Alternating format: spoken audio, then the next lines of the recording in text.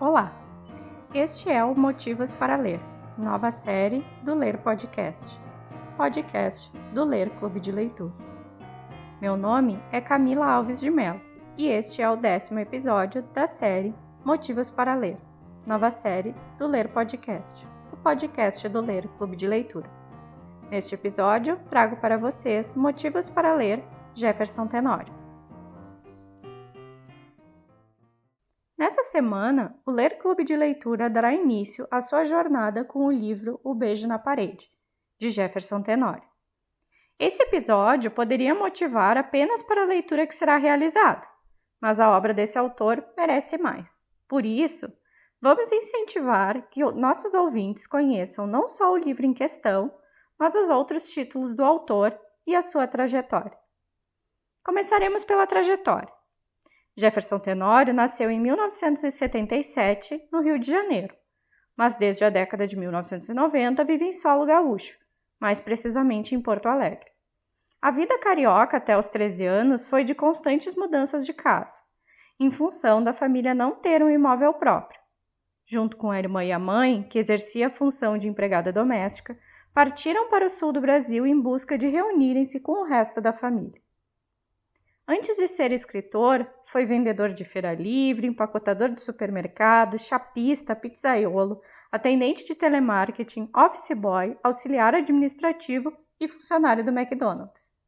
No final dos anos 1990, na saída do turno de trabalho em uma pizzaria no bairro Bonfim, em Porto Alegre, foi abordado violentamente por policiais.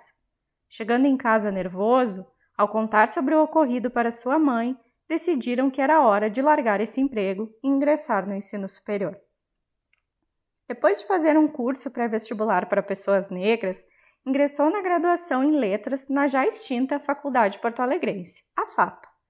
Em determinado momento, trabalhando durante o dia como office boy e estudando à noite, Jefferson vê seu salário sendo dividido entre as contas da casa e os livros, sem sobras para pagar a faculdade.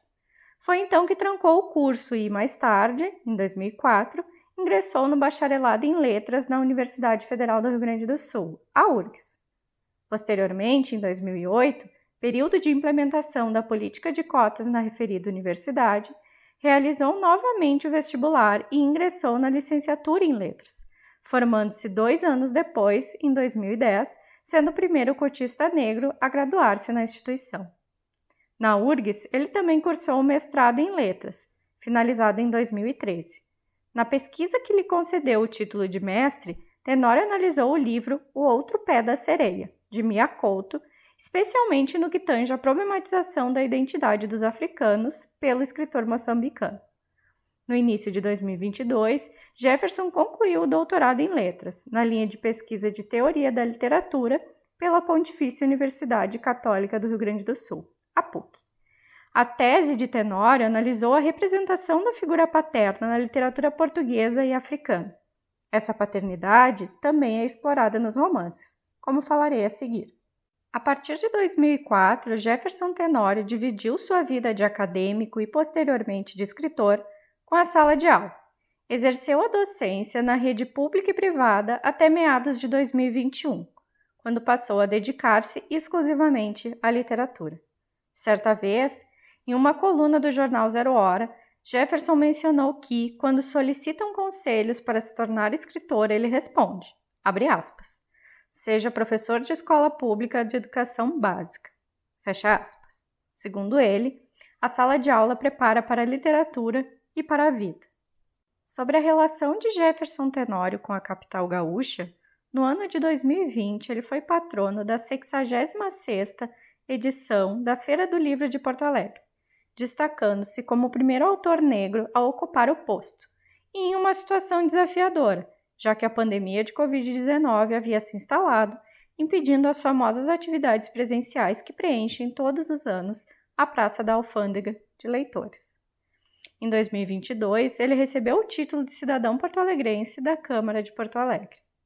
Sua obra é composta até o momento por 3 romances e alguns contos para antologias. Além disso, Jefferson Tenório também escreve, desde 2022, colunas para o portal UOL Notícias.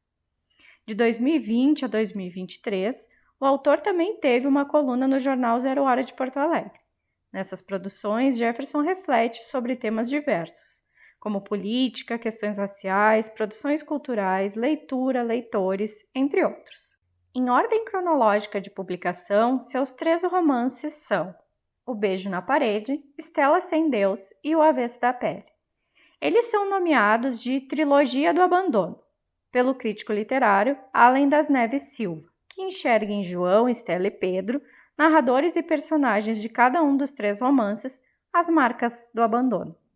Jefferson afirmou em entrevista que no início não concordou com essa ideia da trilogia, pois para ele os romances eram bem diferentes, mas que depois foi convencido de que um dos elementos que conecta as histórias é o abandono, seja ele compulsório ou ativo, feito de forma consciente e para a busca de um estado de bem-estar, exemplificando com o abandono da ideia de Deus por Estela. No ano de 2013, Jefferson publicou seu livro de estreia, intitulado O Beijo na Parede, vencedor do Prêmio de Livro do Ano de 2014 da Associação Gaúcha de Escritores e escolhido para compor o acervo de 2018 enviado às escolas públicas brasileiras pelo Ministério da Educação, dentro do Programa Nacional do Livro e do Material Didático, o PNLD.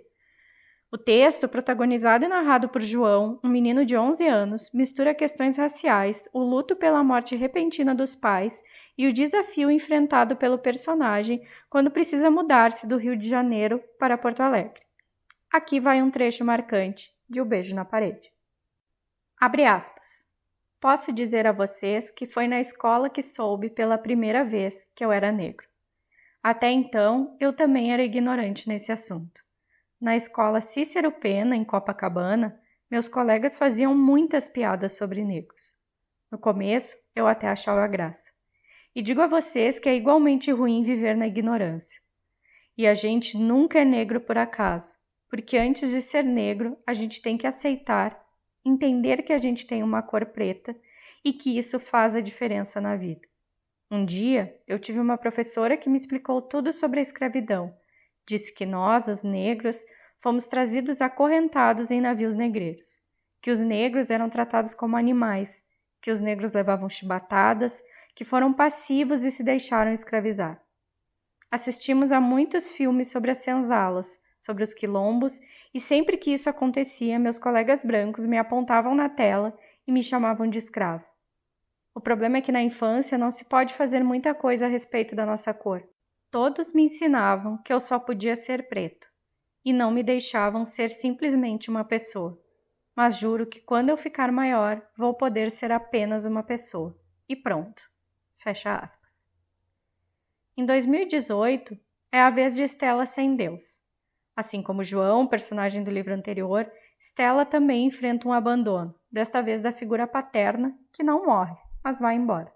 Novamente, vemos uma família negra composta pela mãe e seus 2 filhos, enfrentando o racismo e a mudança de cidade. No livro, acompanhamos o amadurecimento de Estela, suas inquietações com a vida, a religião, a violência, o racismo, o gênero e as desigualdades. Leio agora um trecho de Estela. Abre aspas. Quando me lembrei de minha mãe, quando fiz um esforço para enxergar cada detalhe do seu rosto, compreendi com assombro algo importante, que Deus estava mais próximo do que eu imaginava. Deus estava espalhado em algumas mulheres que conheci. Deus não era homem. Deus sempre foi mulher. Seria honesto pensar dessa forma. Suportar a vida como elas fizeram, dar conta de tudo, era sobre-humano.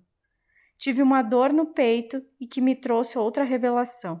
A de que Deus era, na verdade, minha mãe limpando o chão nas casas das madames. Deus era minha mãe tendo de sustentar a casa sozinha porque meu pai nos esquecera. Deus era minha tia cuidando do tio Jairo com derrame. Deus era Melissa querendo voar pela janela. Deus era minha madrinha Jurema suportando Padilha. Deus éramos nós sendo violentados. Deus era eu carregando um filho morto no ventre. Pensei que, se um dia eu voltasse a Porto Alegre, poderia dizer isso tudo à minha mãe. Talvez ela precisasse saber disso também. Queria que tivesse o mesmo espanto que tive.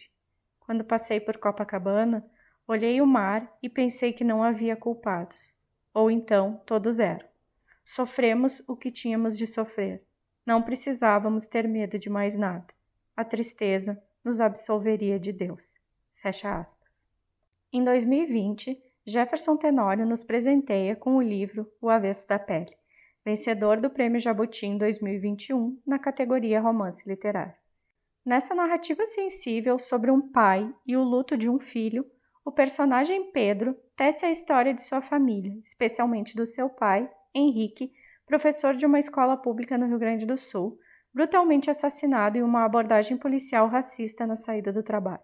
Tragédia vivida em Porto Alegre, cidade no sul do país em que, segundo Pedro, abre aspas, um corpo negro será sempre um corpo em risco. Fecha aspas. Agora, leio para vocês o meu trecho preferido de O Avesso da Pele, como um convite à leitura. Abre aspas. A sua obra foram seus alunos, mesmo aqueles que nem se lembram de você. Sua obra foram as suas aulas tristes, suas aulas sérias, suas aulas apaixonadas. Eu queria ter morado num pensamento teu, como uma forma de amor, um amor entre pais e filhos, um amor intelectual, silencioso e delicado. Mas eu tenho a morte de um pai ainda muito próximo. Acho que inventei uma memória sobre você sem a distância e a maturidade necessárias. Sei disso, mas a minha ingenuidade é tudo que tenho. Esta história é ainda a história de uma ferida aberta. É uma história para me curar da falta daquilo que você, repentinamente, deixou de ser. Fecha aspas. Um quarto romance está em processo de escrita, tematizando o ingresso de 3 estudantes negros na universidade pública dentro da política de cotas. Como vimos, há algumas recorrências na obra do autor, como as relações humanas, das quais são subjacentes as questões raciais, o abandono, os afetos, a ausência, o luto e os desafios da saída forçada do local de origem, vivendo talvez uma experiência diaspórica.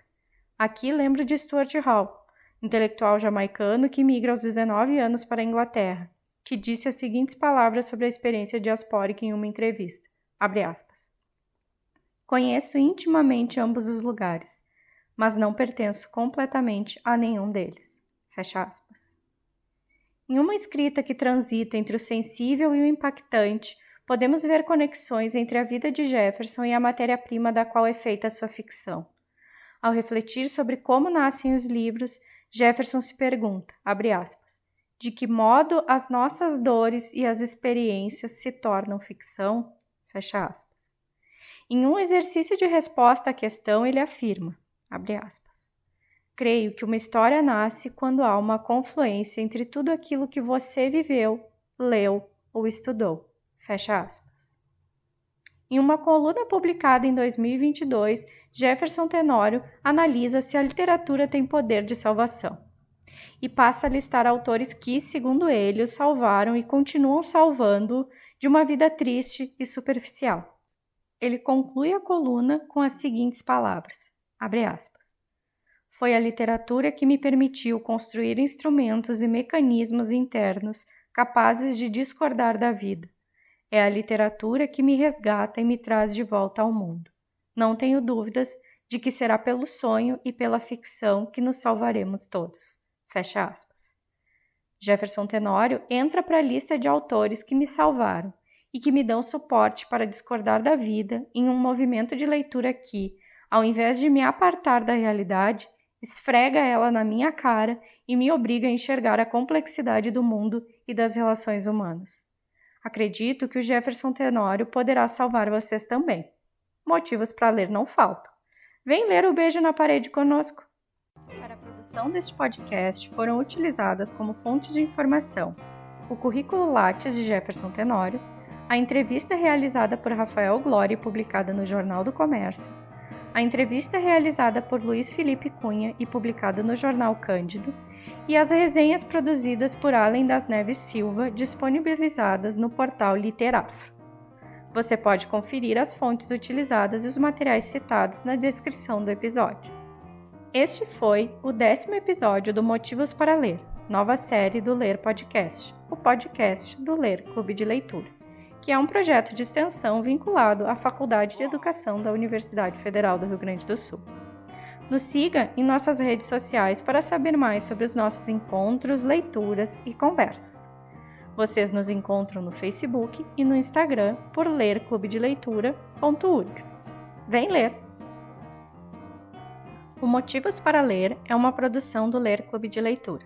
A autora desse episódio é a professora Camila Alves de Mello, da Faculdade de Informação e Comunicação da Universidade Federal de Goiás, a UFG. Este episódio é fruto de uma parceria entre a URGS e a UFG. Trilha sonora, Free Music Archive Swinging Boss, by Lobo Louco. Edição, Camila Alves de Mello.